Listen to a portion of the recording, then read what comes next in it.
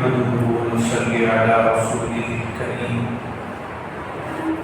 أما بعد فأعوذ بالله من الشيطان الرجيم بسم الله الرحمن الرحيم مثل الذين ينفقون أموالهم في سبيل الله كمثل حبة أنبتت 7 سنابل في كل سنبلة 100 حبة والله يضاعف لمن يشاء صدق الله العظيم. بزرگان محترم اور عزیز دوستو،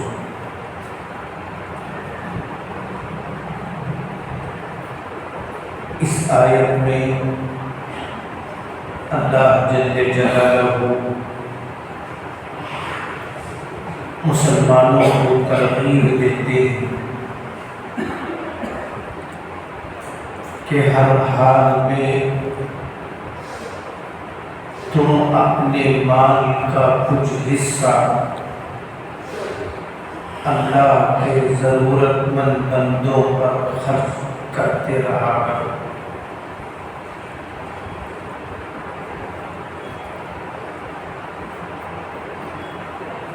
اس میں بندے ہی کا فائدہ ہے. اللہ مثال دیتے ہیں، ایک دانہ تم اللہ کے راہ میں دو گے، اللہ 700 دانوں کے دینے کا ثواب عطا فرمائے گی.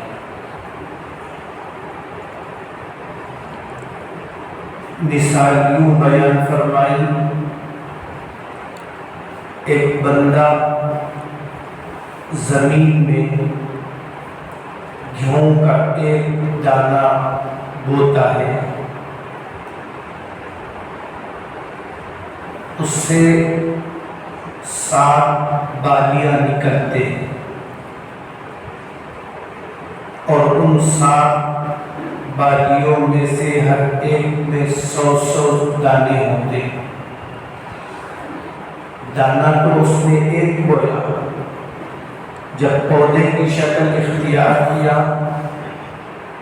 دانے نکلے تو 700 دانے ملے. یہ اللہ کا نظام ہے. جب بندہ دیتا ہے اللہ کہتے ہیں 700 نہیں، یضاعف لمن یشاء، اللہ چاہے تو اس سے بڑھ کر بھی دے دیتے.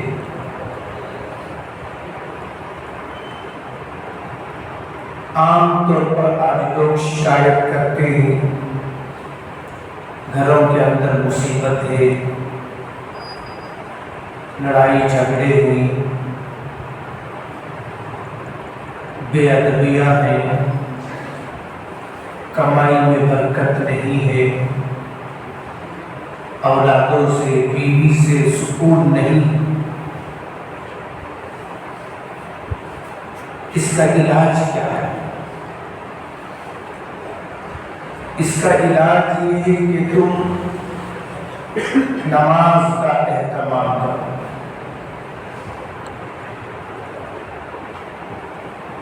خود بھی اہتمام کرو، گھر والوں کو بھی اس کا اہتمام کرو. جس گھر میں نماز زندہ ہو، اس گھر میں تمام مصیبتیں، لڑائی جھگڑا مردہ ہو جاتی ہیں.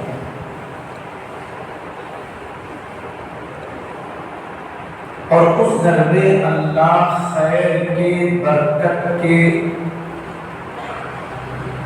نزول فرماتے ہیں.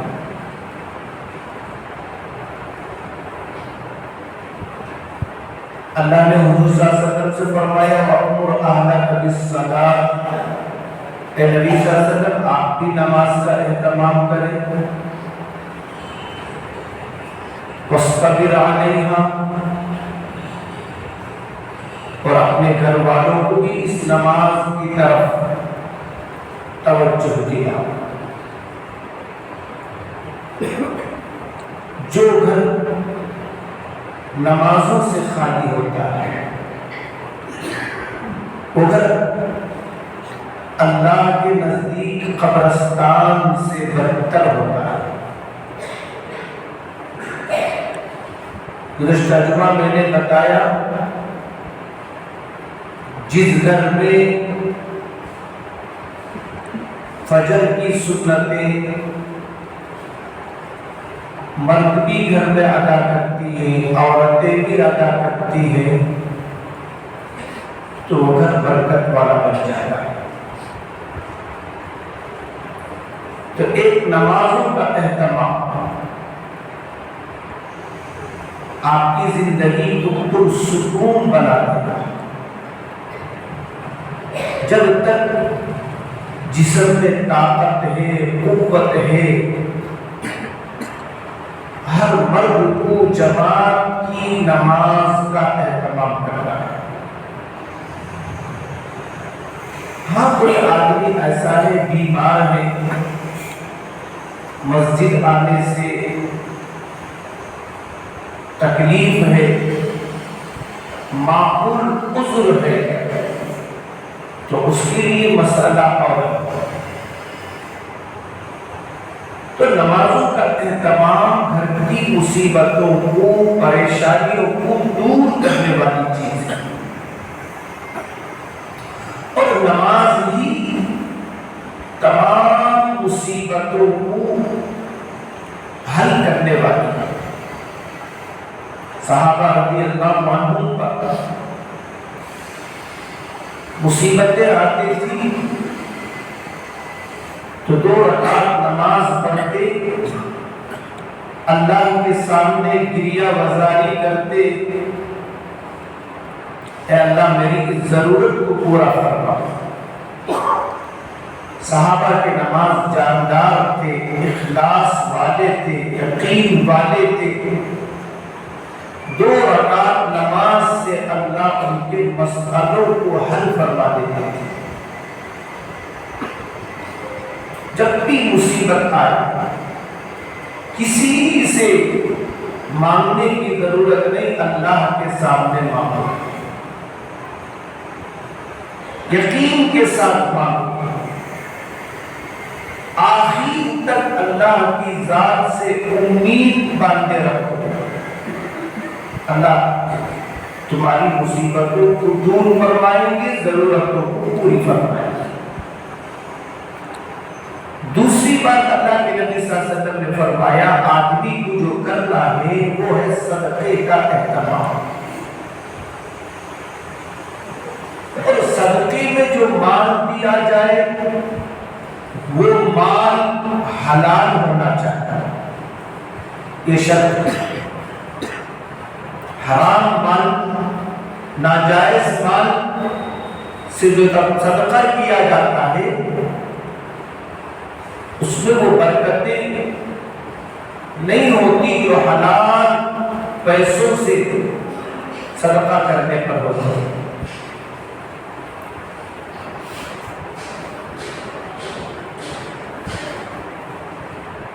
اور آج لوگ صدقہ کر کے بولتے ہیں حضرت صدقہ بھی کر کے دیکھ لیا، مصیبت نہیں گئی۔ ذرا دیکھو تم نے جو مال صدقہ کیا، جو مال دیا ہے، وہ مال تم نے حلال طریقے سے بھی کمایا ہے یا نہیں؟ اگر تم نے حلال طریقے سے کمایا نہیں تو وہ مال تمہارا ہی نہیں، یا تو کسی کو تم نے دھوکہ دیا ہوگا یا کسی کی حق تلفی کی ہوگی یا کسی بری چیز کو اچھا بتایا ہوگا، اور جو مال دھوکے سے لے، جھوٹ سے حاصل کرے، وہ مال حلال کیسے ہو سکتا ہے؟ اور پھر اس پیسے سے اثرات کیسے ظاہر ہو سکتے ہیں؟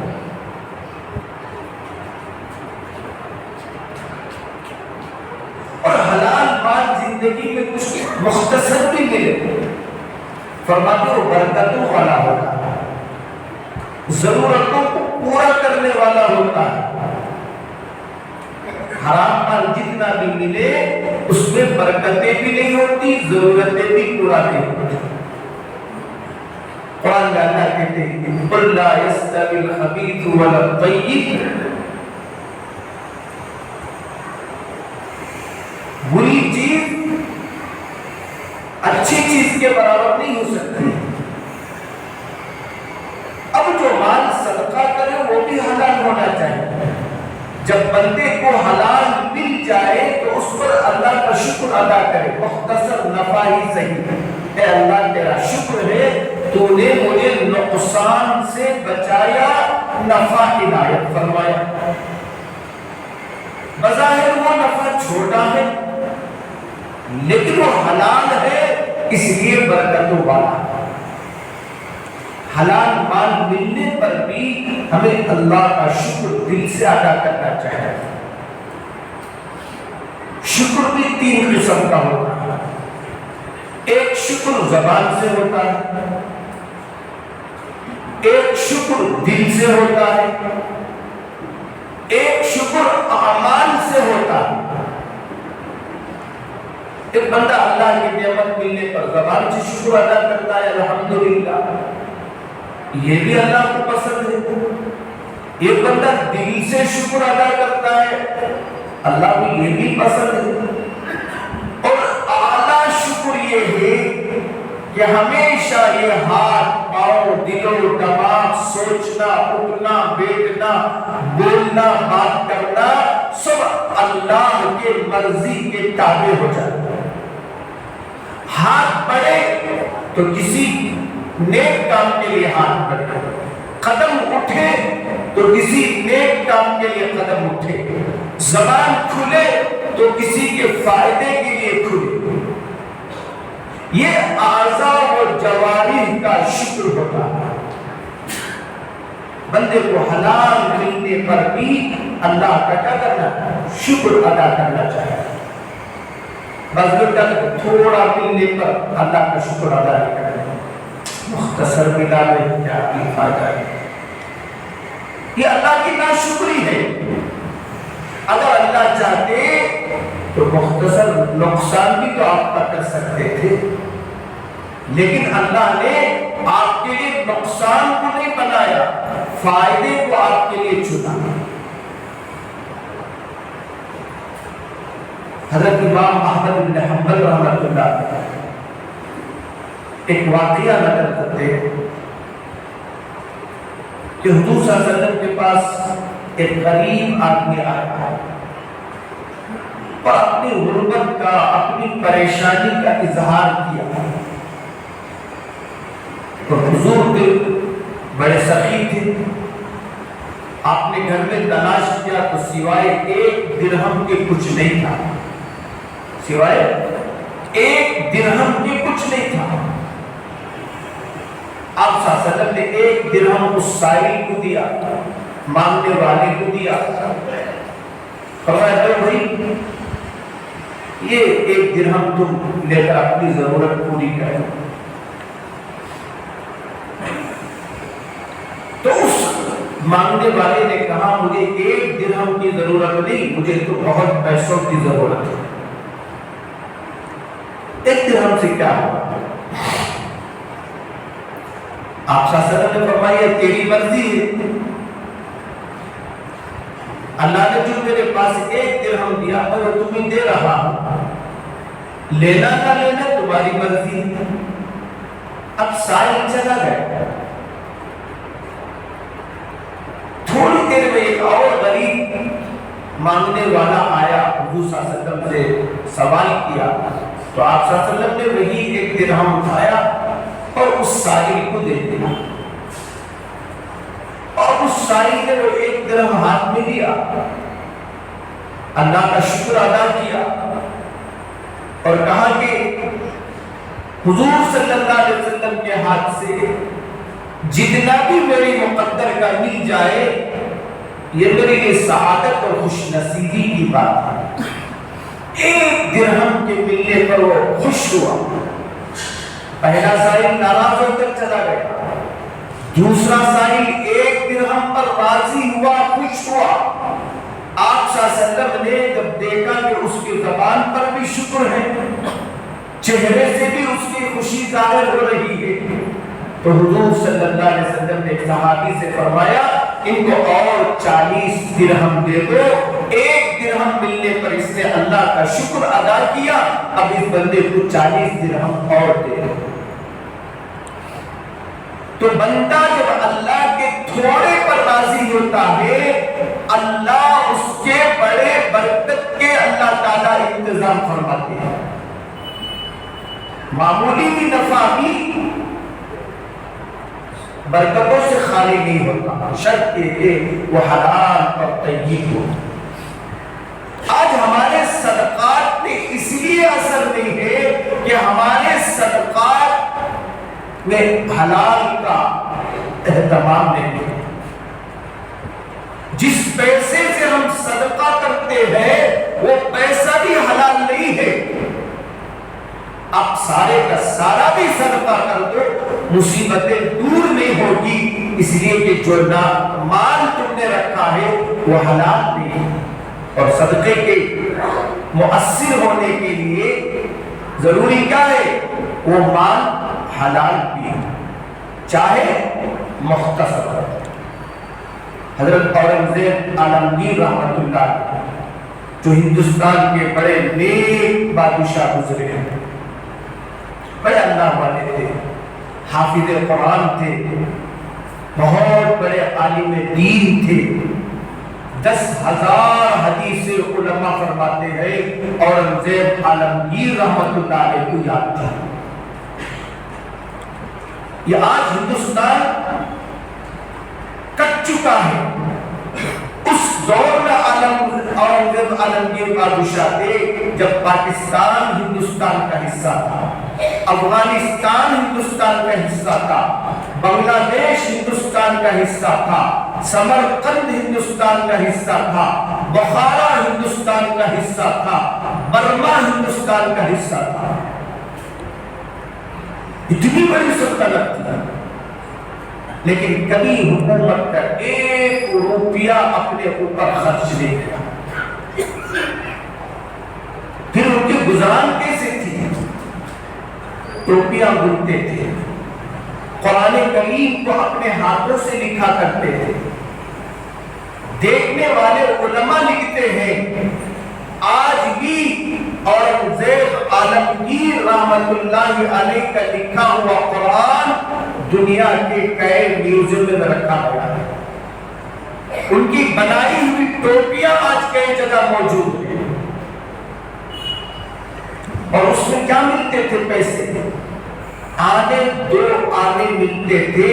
اسی میں اورنگزیب عالمگیر رحمت اللہ علیہ اپنی ضرورتوں کو پورا کرتے تھے۔ محنت کے پیسے تھے، اور ان کے اس دور میں جو استاد تھے وہ ملا جیون رحمت اللہ علیہ تھے، وہ بھی بڑے اللہ والے تھے۔ ایک مرتبہ ملا جیون رحمت اللہ علیہ اپنے شاگرد اورنگزیب عالمگیر رحمت اللہ علیہ کے پاس آئے، تو اورنگزیب عالمگیر بادشاہ نے استاد کا بڑا استقبال کیا۔ کھلانے پلانے کے بعد ملا جیون اپنے استاد سے پوچھا کہ حضرت کیسے آنا ہوا؟ تو اپنے پریشانی کا اظہار کیا تو اورنگزیب عالمگیر رحمت اللہ علیہ نے اپنے استاد ملا جیون رحمت اللہ علیہ کو 2 آنے تحفے میں دیے۔ اب ملا جیون رحمت اللہ علیہ وہ 2 آنے لے کر گھر گئے، اپنے گھر والوں سے فرمایا دیکھو یہ 2 آنے کسی تجارت میں لگا، 2 آنے کسی تجارت میں لگا۔ اب ان کی گھر والوں نے کیا کیا؟ 2 آنے میں انڈے خریدے، 12 انڈے تھے، اور اس پر انہوں نے مرغی کو بٹھایا۔ علماء لکھتے ہیں سارے انڈوں سے مرغے نکلی۔ اب اس میں بڑھوتری ہوئی، مختصر یہ کہ اس میں برکت آئی، تو اتنے ہو گئے، بکری خریدی، اور برکتیں ہوئی کہ گائے خریدی اور پھر اس کا دودھ بیچا، بہت مال و دولت ہو گیا۔ اب لوگوں میں شکوک و شبہات پھیلنے لگے، ملا جیون کے پاس اتنی دولت کیسے آ گئی؟ اب لوگوں کو تو دوسروں کی فکر نہ، انہیں کیسا کر لیا، اسے کیسے مل گئے، اسے کیسے خوشحالی آ گئی، فالتو خیالات لوگوں۔ اب بدگمانی بھی آ گئی، لوگ ملا جیون رحمۃ اللہ علیہ کی دولت کے بارے میں اورنگزیب عالمگیر سے کہا تو اورنگزیب بادشاہ کے استاد کو طلب کیا، کہا کہ حضرت ماشاءاللہ اتنی خوشحالی کیسے؟ تو کہا کہ بیٹے جو تم نے 2 آنے پر دیے تھے اس کی یہ برکت ہے، معاملہ یہ تھا کہ اس طرح جو ہے اللہ برکتیں عطا فرمائی، آج اللہ نے اتنی دولت عطا فرمائی۔ حالانکہ اورنگزیب عالمگیر رحمۃ اللہ نے کتنا دیا تھا ملا جیون رحمۃ اللہ علیہ کو؟ صرف 2 آنے دیے تھے، اللہ نے اس پاکیزہ برکت والے 2 آنے میں اتنی برکت دی، ملا جیون کی دولتیں، ان کی جائیداد لوگوں کی نظر میں کھٹکنے لگی۔ یہ ہوتا ہے حلال مال، یہ ہوتا ہے اس کی برکتیں۔ جب بندے کے پاس حلال ہوگا تو جائیدادیں، برکتیں بڑھتی جائیں گی، اور ایسے حلال مال سے صدقہ کیا جاتا ہے جب ہی صدقے کا اثر ہوتا ہے۔ اللہ کے نبی صلی اللہ علیہ وسلم نے فرمایا جب بھی حلال ملے اس کا کچھ حصہ تم کیا کرو؟ صدقہ کیا کرو۔ صدقے میں بڑی برکت ہوتی ہے، اور وہ صدقے کے لیے حلال مال کا ہونا ضروری ہے۔ اللہ عز و جل سے دعا ہے اللہ تعالیٰ مجھے اور آپ کو ایسے پاکیزہ روزی نصیب فرمائے، اور اس کے پاکیزہ نتائج بھی اللہ تعالیٰ کی زندگی عطا فرمائے۔ وآخر دعواہم الحمد للہ رب العالمین۔